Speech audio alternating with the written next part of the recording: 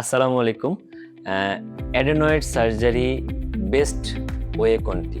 কোন মেথডটার মাধ্যমে অ্যাডেনয়েড সার্জারিটা সবচেয়ে ভালোভাবে করা সম্ভব?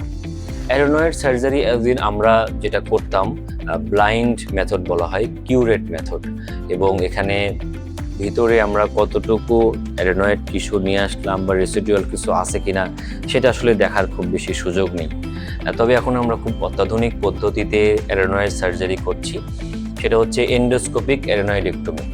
অর্থাৎ যেহেতু অ্যাডেনয়েডটা আমাদের আলজিব্রার পেছনের দিকে হিডেন এরিয়াতে থাকে, সেখানে আমরা এন্ডোস্কোপ মেশিনের মাধ্যমে পুরো অ্যাডেনয়েড টিস্যুটা আমরা দেখতে পাই এবং কবলেশন অথবা ডেব্রাইডারের মাধ্যমে সকল টিস্যু আমরা নিয়ে আসতে পারি। এই জন্য আপনাদের জন্য পরামর্শ থাকবে, আপনারা অ্যাডেনয়েড সার্জারির ক্ষেত্রে অবশ্যই এন্ডোস্কোপিক পদ্ধতিটা বেছে নেবেন।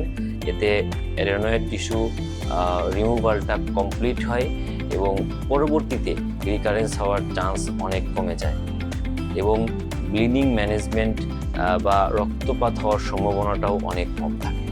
ধন্যবাদ।